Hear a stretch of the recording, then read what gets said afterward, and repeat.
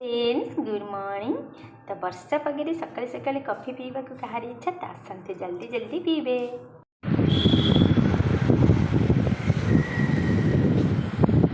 जोहरे पवन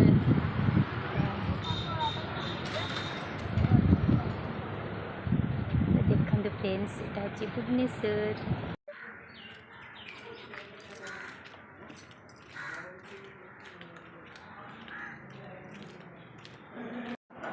hi friends देखंतु मु आज बढ़िया ड्राइंग ते करिछि।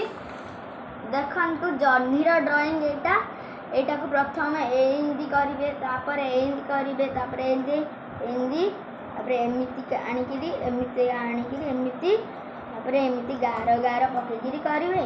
तो जर्नी चित्र जदि भल लगी थे तो प्लीज लाइक शेयर सब्सक्राइब नहीं करिवे।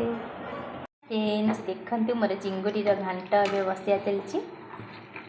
तो केते जोरे स्मेल आसी कह भी पारनी।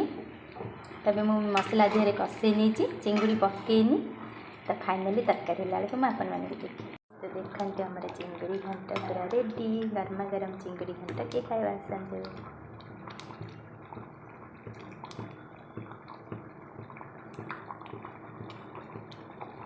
Good afternoon. तो आजिकार लंच रे देखंतु भात एठी पूरा मीठा आंब आ देखंतु मोर गरमा गरम चिंगुड़ी घांट वर्षा पागे किए खाଇବା आसतु।